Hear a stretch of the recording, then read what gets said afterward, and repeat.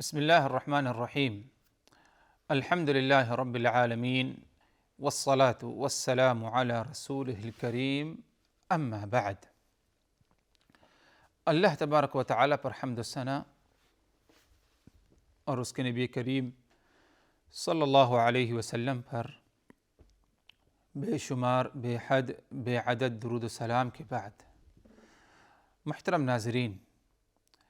امثال القرآن کے اس سلسلے وار پروگرام میں ہم آپ کی خدمت میں حاضر ہیں۔ السلام علیکم ورحمۃ اللہ وبرکاتہ۔ ناظرین کرام، آج کی اس نشست اور اس ملاقات میں آپ حضرات کے سامنے سورہ النحل میں اللہ تبارک و تعالی نے دو مثالیں بیان کی ہیں، ایک ہی ساتھ دو آیتوں میں آگے پیچھے۔ ان مثالوں سے متعلق وضاحت کی جائے گی، اور پہلی آیت میں جو مثال ہے وہ غلام آقا کی مثال ہے، اور دوسری آیت میں جو مثال ہے وہ دو شخصوں کی مثال بیان کی ہے، دو شخص کی مثال بیان کی ہے اللہ نے۔ ارشاد باری تعالی سورہ النحل میں ضرب اللہ مثلا عبدا مملوکا لا يقدر على شيء ومن رزقناه منا رزقا حسنا فهو ينفق منه سرا وجهرا هل يستوون الحمد لله بل أكثرهم لا يعلمون وضرب الله مثل الرجلين أحدهما أبكم لا يقدر على شيء وهو كل على مولاه أينما يوجهه لا يأتي بخير هل يستوي هو ومن يأمر بالعدل وهو على صراط مستقيم۔ مطلب یہ ان دو آیتوں کا، فرمایا اللہ نے ضرب اللہ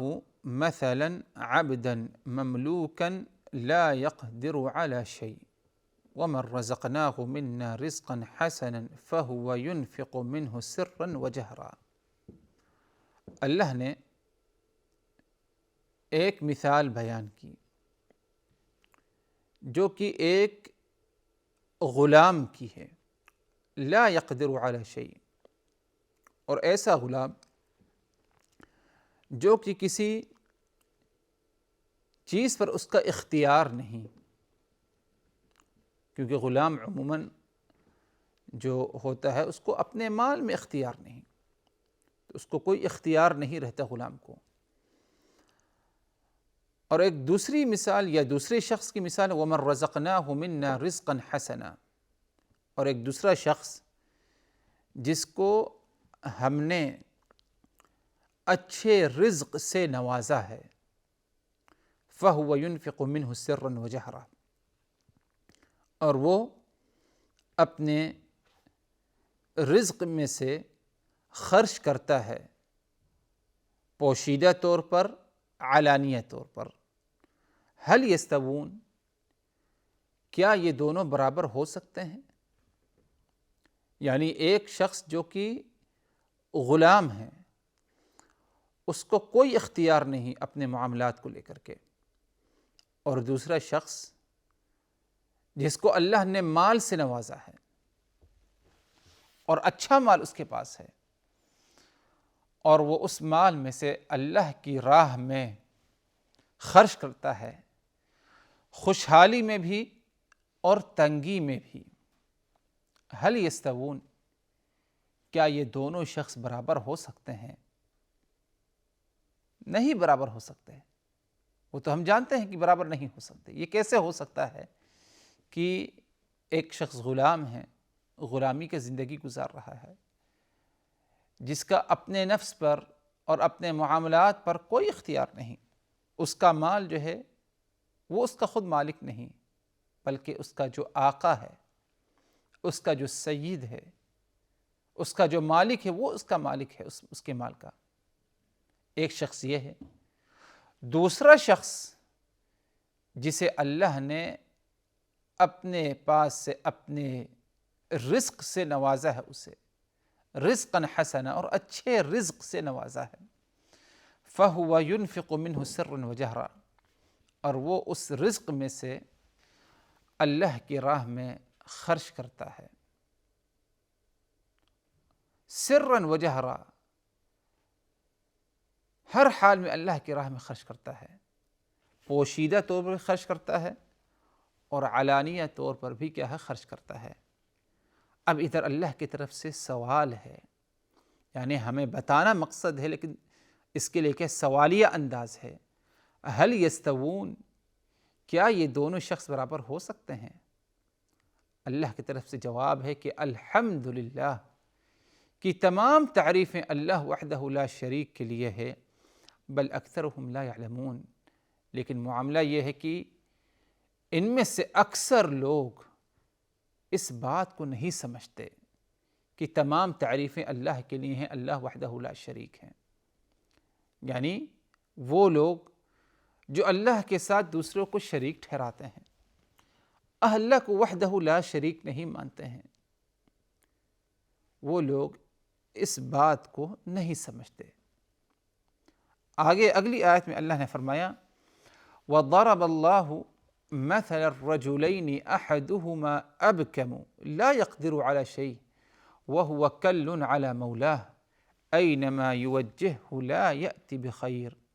هَلْ يَسْتَوِي هُوَ وَمَنْ يَأْمُرُ بِالْعَدْلِ وَهُوَ عَلَى صِرَاطٍ مُسْتَقِيمٍ۔ ادھر بھی اللہ تبارک و تعالی نے توحید کی وضاحت اور اہمیت اور شرک سے اجتناب کے لیے اس مثال کو بیان کی، اور مفہوم اس طرح ہے وَضَرَبَ اللَّهُ مَثَلَ الرَّجُلَيْنِ،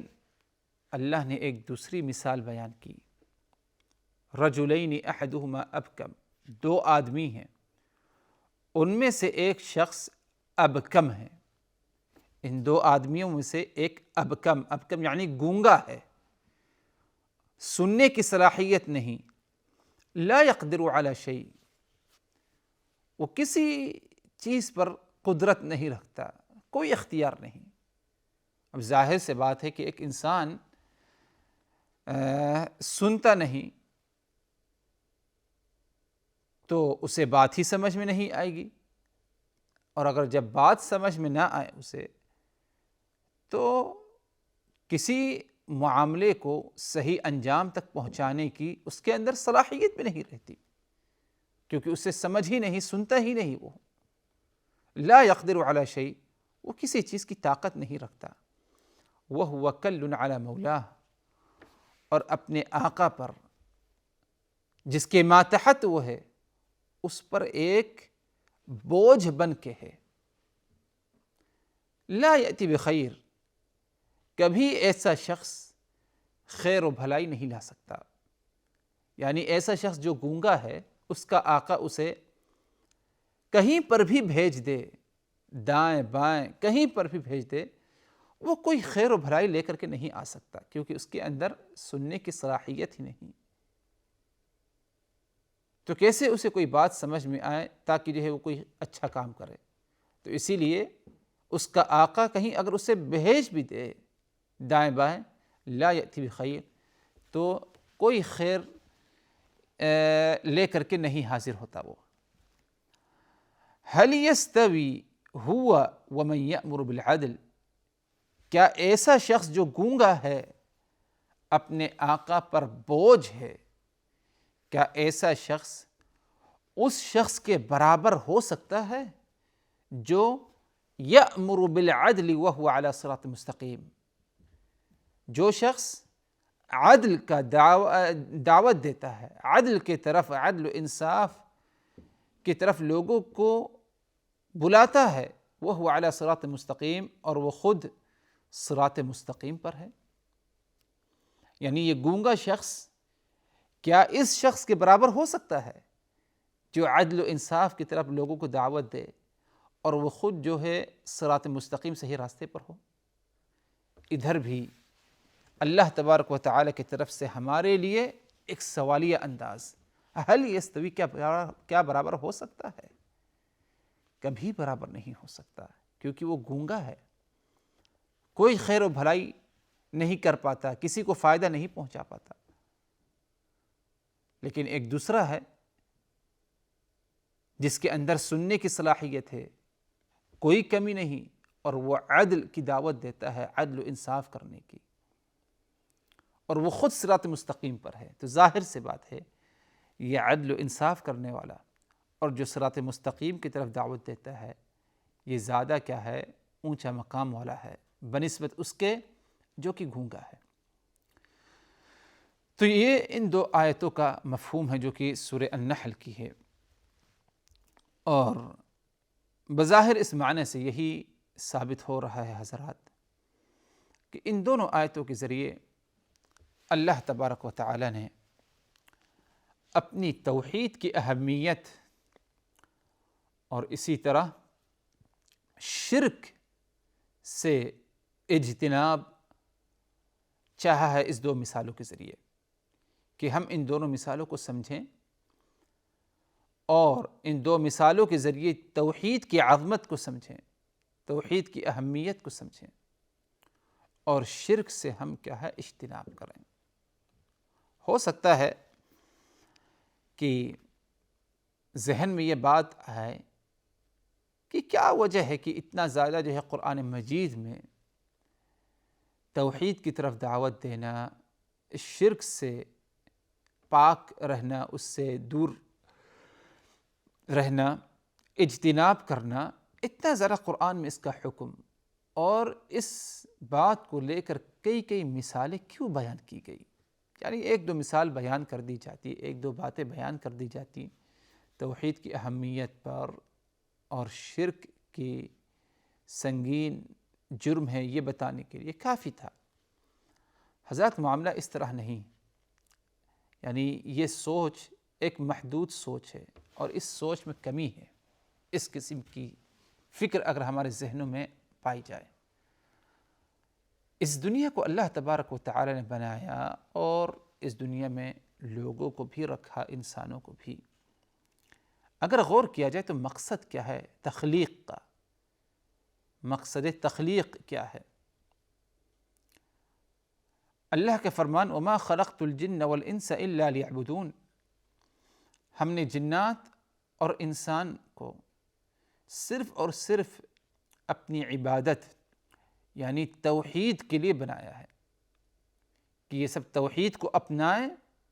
اور شرک سے اجتناب کریں۔ تو گویا کہ مقصد تخلیق چاہے انسانوں کا ہو یا جنات کا، اللہ کا صرف ایک ہی مقصد ہے، اور وہ یہ کہ یہ سب میری ہی عبادت کریں،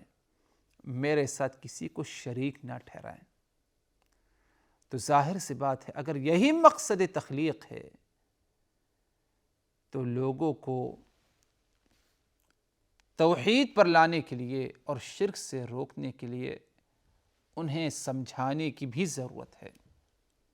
اس لیے قرآن مجید میں بھرپور جو ہے آیتیں موجود ہیں، کئی آیتیں ہیں، بلکہ مکمل قرآن اللہ تبارک و تعالی کی توحید کی طرف دعوت دیتا ہے اور شرک سے روکنے کا ہمیں کیا ہے حکم دیتا ہے۔ اور اس بات کو بتانے کے لیے، اس بات کو ثابت کرنے کے لیے اللہ نے مثالیں بھی بیان کی، مثالوں کے ذریعے ہمیں سمجھانا چاہا۔ یوں تو اللہ نے قرآن میں کہہ دیا ہے کہ اعبدوا اللہ ولا تشرکوا بہ شیئا، کہ تم اللہ کی عبادت کرو، اللہ کے ساتھ کسی کو شریک نہ کرو، کسی کو اللہ کے ساتھ شریک نہ ٹھہراؤ۔ یہ حکم ڈائریکٹ ہمیں دے دیا گیا ہے، لیکن اس کے باوجود مزید اور اچھی طرح سمجھانے کے لیے، وضاحت کے لیے اللہ نے کئی مثالوں کا ذکر کیا ہے اس موضوع کو یا اس مسئلے کو لے کر کے، توحید کو اور شرک کو، کیونکہ مثال سے بات واضح ہوتی ہے، سامنے والے کو بات جلدی سمجھ میں آتی ہے۔ اور مختلف مثالیں بیان کرنے کا مقصد یہ ہے کہ اگر کسی ایک کو ایک مثال پر اطمینان نہیں اور وہ مثال اس سے سمجھ میں نہ آئے تو دوسری مثال پر غور کر لے، دوسری اگر سمجھ میں نہ آئے برابر تو تیسری پر جو ہے غور کر لے۔